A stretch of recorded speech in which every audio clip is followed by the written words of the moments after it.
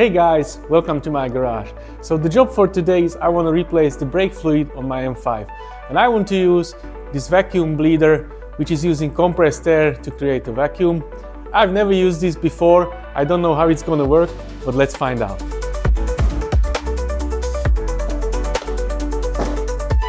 First we need to get to the brake fluid reservoir, which is hidden under this plastic cover on the F10. To get to it, you just need to remove 3 clips.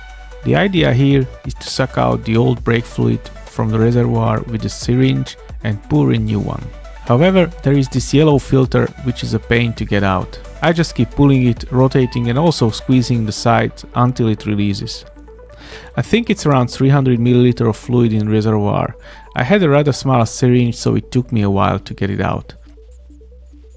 Once the old fluid is removed, I clean up everything as much as I can, and then the filter can be reinstalled. So the brake fluid I'm going to be using is this RBF 600. From what I read on forums, most people are using this for the M5. If you have a better suggestion, let me know down in the comments. I will maybe replace it then next year again.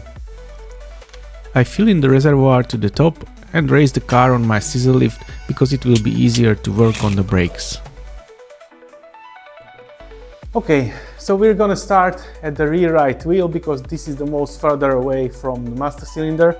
And the way this works is I need to connect this end to the bleed nipple, and then compressed air comes in through here. Once I connect it, it will blow air and create a vacuum. And then when I open the bleed nipple, the vacuum will pull the old fluid into this reservoir. The bleed nipple needs an 11 mm wrench to release, and I'm also using a drop of brake fluid on the rubber hose adapter to get it on easily.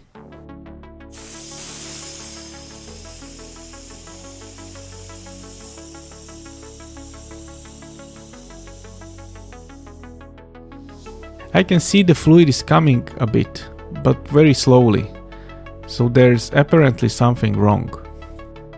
Okay guys, so this seems to be an example of something that works great on the paper, but not in reality. And I think I understand why, so let me try and explain to you. So this thing creates vacuum. There is no issue with that, that works. The issue is actually with the bleed nipple itself. So once there is a vacuum, it is supposed to suck out the fluid. But when you open the bleed nipple, it not only allows the fluid to come out, it creates a little bit of gap between the threads of the bleed nipple and the caliper. And given fluid has much bigger drag than air, most of what the vacuum is pulling is actually air and just a little bit of brake fluid. For me it means that I will need to do the bleeding in the usual way, basically connect just the hose and someone pressing on the brake pedal, and I will keep opening the bleed nipple.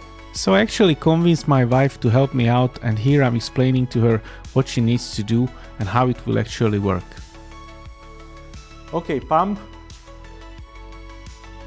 and now hold it, push. Okay, once again pump, now hold it,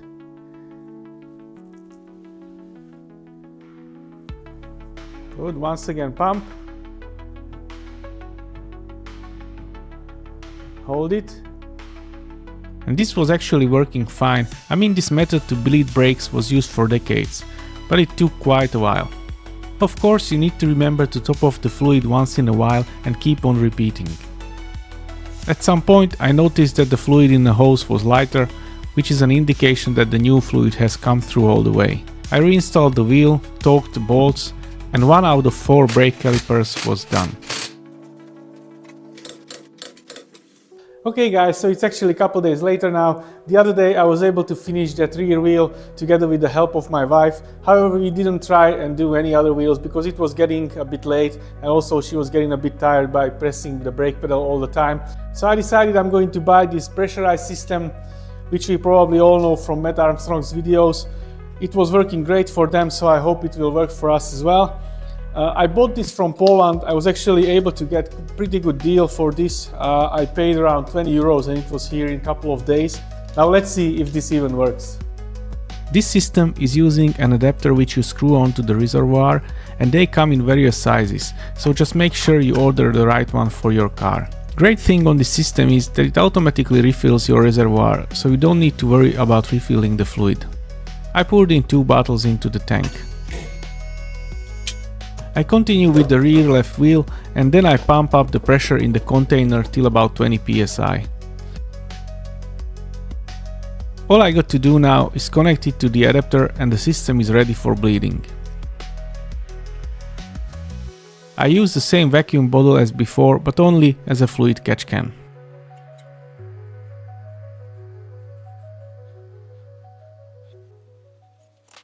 This is sped up for the video, but the system was working fine and I let it flow until I saw that the brake fluid color in the hose got a bit lighter.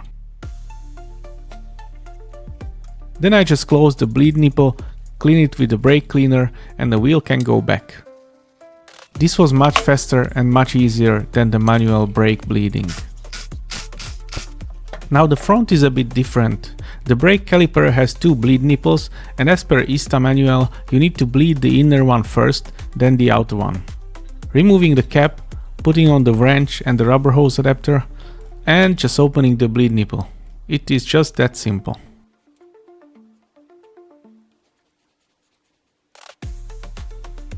Repeating the same with the outer bleed nipple and flushing out the fluid until it gets lighter.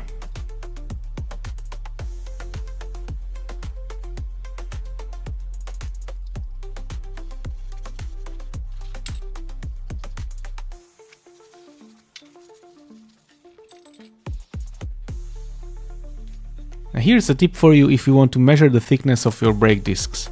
Take 2 washers, measure their thickness and then zero out the caliper. Then just hold the washers onto the disc from both sides, avoiding the lip, and measure the thickness. Unfortunately, this one will need to be replaced soon. Anyway, I refill the pressure in the bottle and continue with the left front wheel.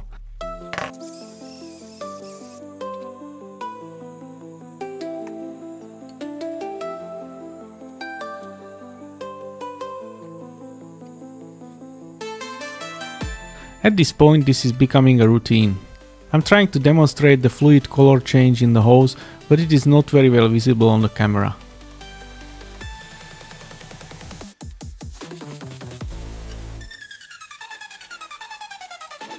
After some final cleaning, the last wheel can go back. With this, the fluid replacement is complete. I just released the pressure from bottle and after removing the adapter, we can see that the fluid reservoir is still full. I reinstall the brake fluid level sensor and snap on the plastic cover, then finally torque all the wheel bolts. As a last step, I want to reset the service indicator on the cluster. First make sure that the parking brake is released. Then turn on the ignition without pressing the brake pedal, wait a little bit, then press and hold the only button on the instrument cluster until the service menu appears. Then release the button. To choose that particular service reset function, just press and hold again. Once there is a question perform reset, press and hold the button again. The process goes through and the reset should be done.